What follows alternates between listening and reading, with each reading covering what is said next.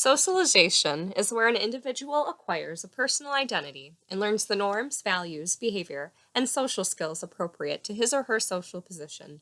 This is a lifelong process learned through social interaction and therefore is the main focus of the interactionist perspective.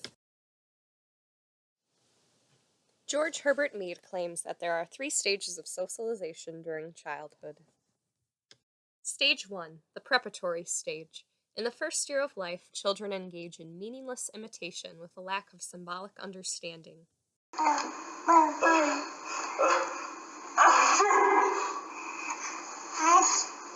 bless you.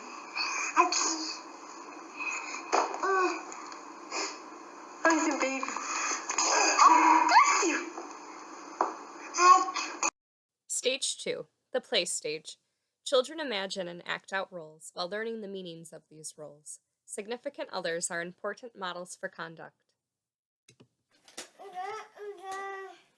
Hey, Jack, are you vacuuming? What are you doing? What are you doing? Hey, Jack, you mowing the lawn? What are you doing mowing the lawn, huh? Stage 3, the game stage. Children take the role of several others simultaneously. They can see their role relative to other people's roles. The concept of the generalized other is also essential to this stage, which is an organized and generalized attitude of a social group.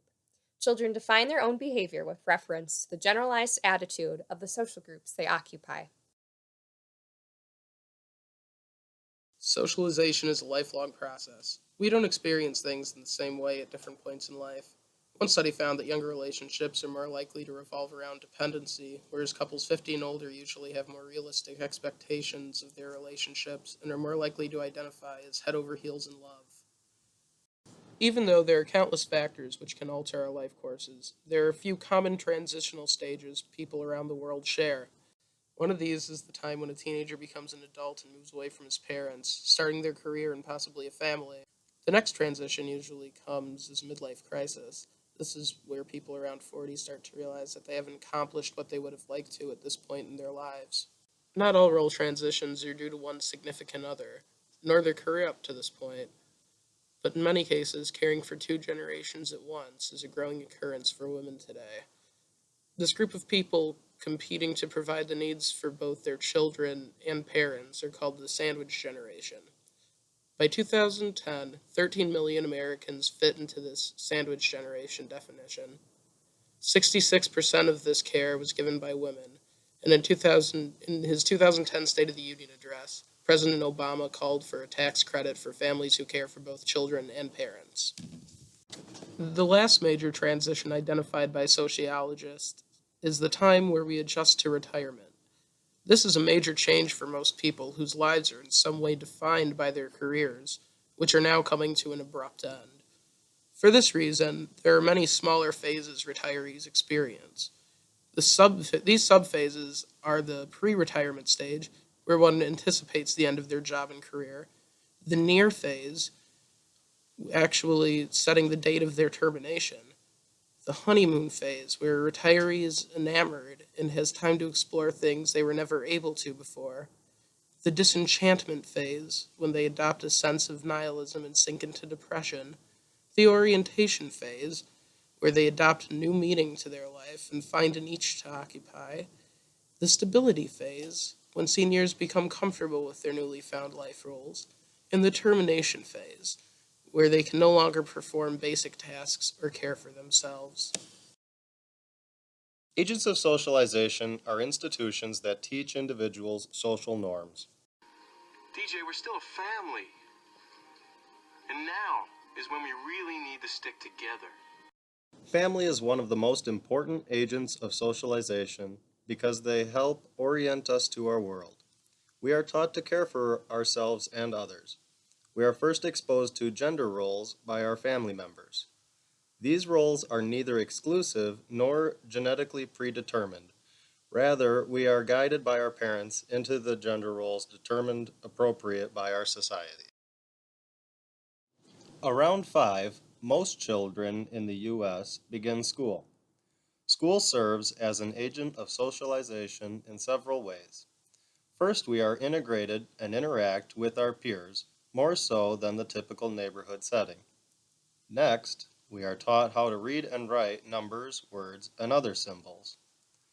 Lastly, we learn acceptable social norms relating to our peer group. Something? Yes, I do. What, you want me to teach you something? You want to learn something? All right, here's a useful lesson for you. Give up. Just quit. Because in this life, you can't win. Yeah, you can try. But in the end, you're just going to lose big time because the world is run by the man. Who? The man. Oh, you don't know the man? Family becomes less important to our social development as we grow older. We begin to associate more with peers who are of similar age and social status. You can't wear a tank top 2 days in a row, and you can only wear your hair in a ponytail once a week.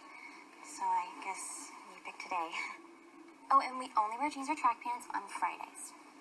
Now, if you break any of these rules, you can't sit with us at lunch. Well, I mean, not just you, like any of us.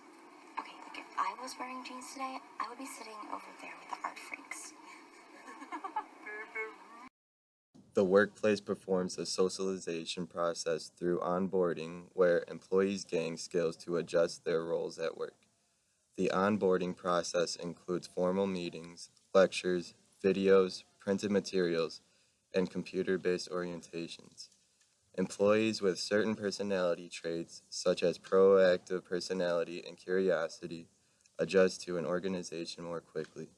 New employees also gain skills by asking questions of their coworkers to learn about the company's norms, expectations, procedures, and policies. Well, Hector, here's the game plan.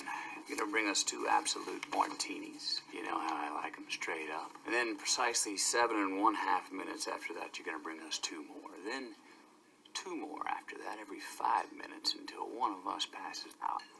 Excellent strategy, sir. I'm good with water for now, though. Thank you. It's his first day on Wall Street. Give him time.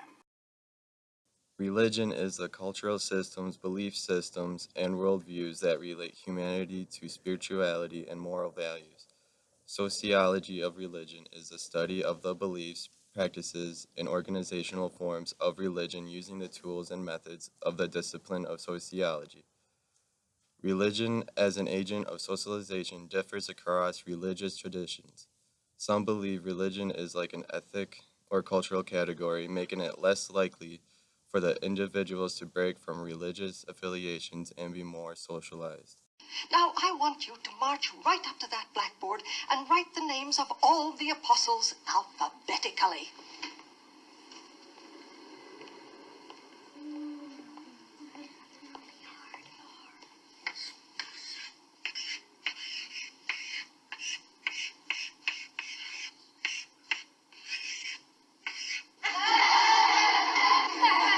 This is enough. You are hopeless, and I wash my hands of you.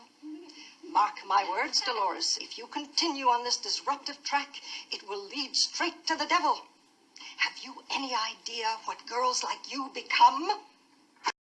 Mass media has tremendous effects on our attitudes and behavior.